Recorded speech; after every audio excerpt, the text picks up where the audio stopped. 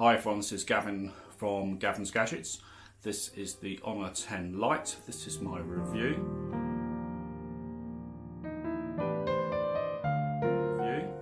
Now, before I get started, you would have seen that I recently looked at the Huawei P Smart 2019, which is here in the black.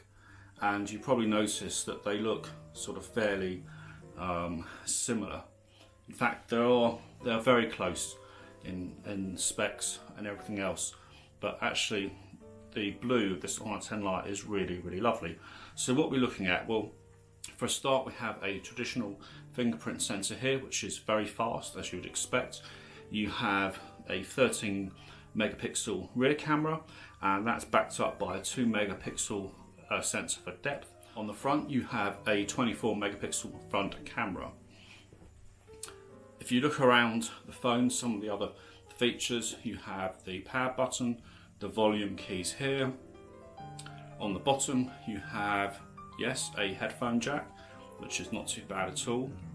Unfortunately, or fortunately, depends where you live, there's a micro USB instead of a Type-C connection.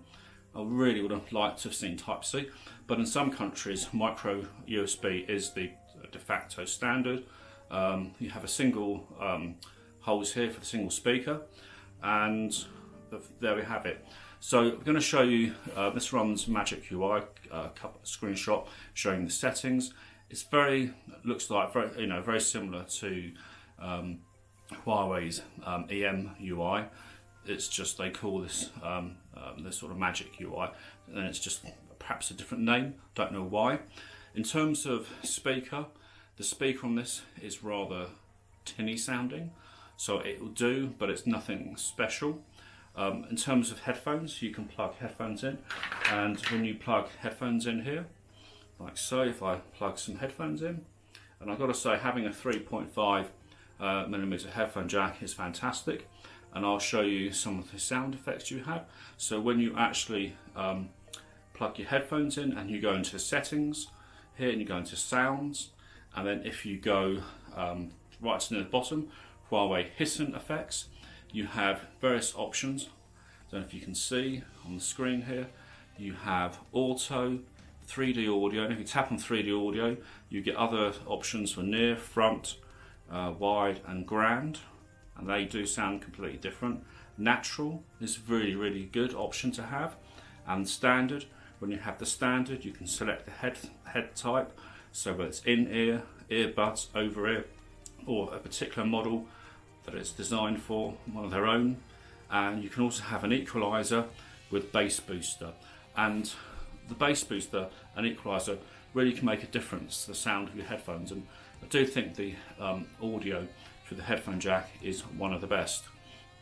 So that's something to look forward to. In terms of camera, when you fire up the camera, you're left with a very familiar camera interface, and you have portrait, night mode, aperture, video, and on video, when you have a look, the maximum resolution is 1080p at 60 frames per second.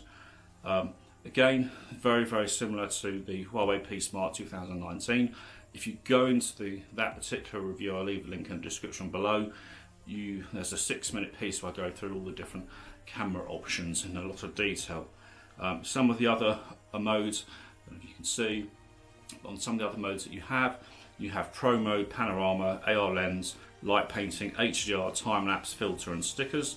So a very functional camera. Video itself, you really need to hold it steady and not move or walk. It's got very little stabilisation, if any at all, on the video. As a phone, this looks fantastic. It's really nice. You can support it with micro SD cards as well. This particular version has 64 gig and 3 gig of RAM, but there is 128 gig and 4 gig versions, and I think that's pretty much market dependent. The 13 megapixel camera is an f1.8 and the 24 megapixel camera is a 2.0. The main sort of key feature for this is price. This is, sort of £200 or less, probably sort of phone most people will buy on a cheap contract. So, I think for me, if you were to have this The real takeaway is you buy this and you never think that you've actually got a cheap phone. It looks $1 million, and the camera is pretty good. I'll show you some samples.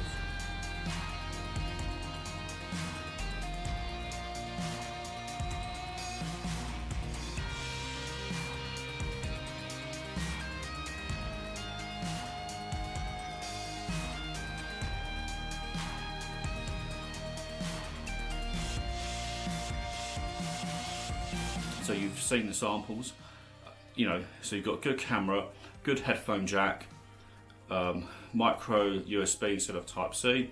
It's one of those things. Looks really nice, and overall it's a good little phone. Anyway, this is Gavin from Gavin's Gadgets. Keep well, guys, and I'll catch you guys soon. Bye for now.